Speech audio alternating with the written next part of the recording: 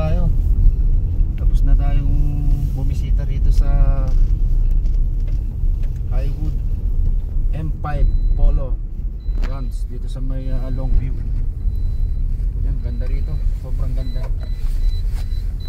Enjoy kami rito. Yan, lalo na yung mga kabayo. Gusto ko sana sakyan eh, kaso wala nang oras. Ay, sino yung nandun? Si Daniel ba yun? Yeah, si Daniel. Pupunta siya ako saan. Doon yung papunta kay Labilinda. Ah, doon yung papunta.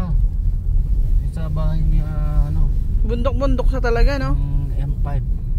Bundok-bundok siya, nasa gitna tayo. Meron pa rin palang daan sa kapit. Ah, doon pala tayo. Sa may kabayo. Ito yung daan niya, papunta doon. So mamaya pala mag-iwalay na. Oh, okay na tabi. Okay, sige. Diretso May mo. kabayo.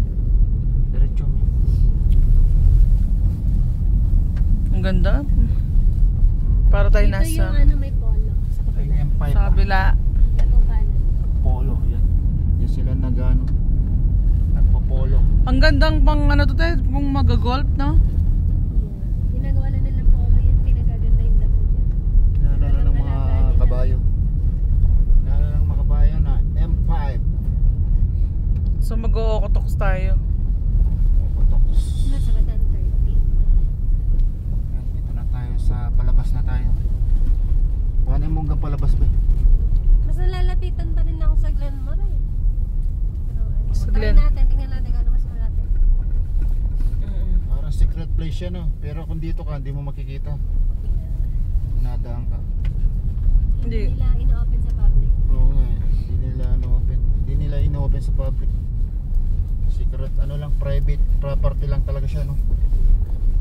Para siya para nga tayong nasa Kalantas yung Kananaskis.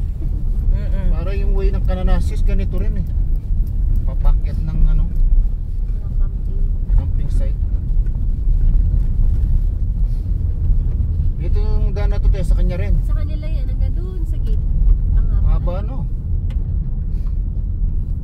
Ano pag binenta mo to, milyon to.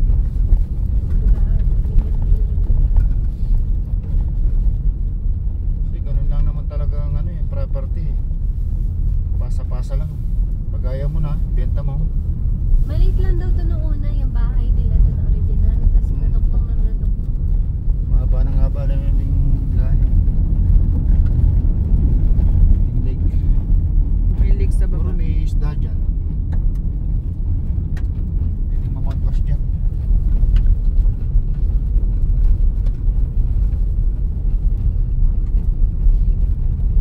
Ganda, sobrang ganda sa ano, M5 Polo. Hindi pala nakahono yung heat ng water, no te? Lalo na yung Separate. ano, yung van. Oo. Pipinutin daw, sabi ni Randy, hindi niya napindot. Oo. Kasi walang ano eh, walang mainit, no be? Cabin, oh. Walang mainit na tubig. Yung cabin, sarap matulog dun, presko. Pero inano ko naman yung buhok. Kasi yung aantukin ako eh. Pag weekend. Daming likod. Ganda ng rito. Ganda. Matibay-tibay yung preno mo rito. Bundok yun, no? Diretso. Hindi, maganda yung bridge dito. Yan.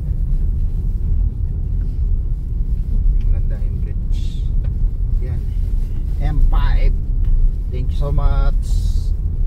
Parang ganito yung bridge ng ano ba yung Kananaskis. Pero may ilaw pa pala dito to. yumuyug-yug yun. Ito to, pinagawa din nila to. Yeah. Grabe, no? Pinagawa rin yung bridge na to. Yung M5.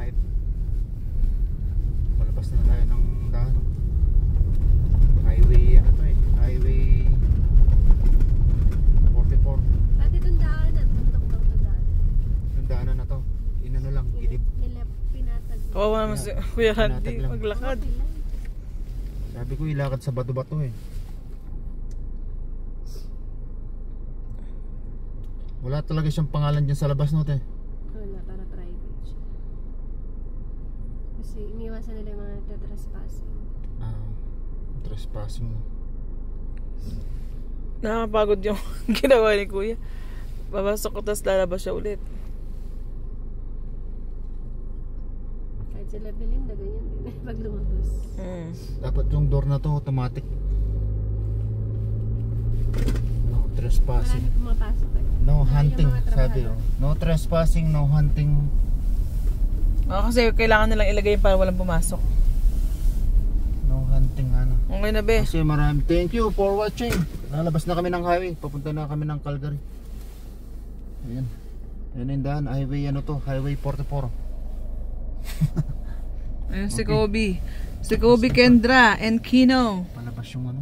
Pada mo na ba?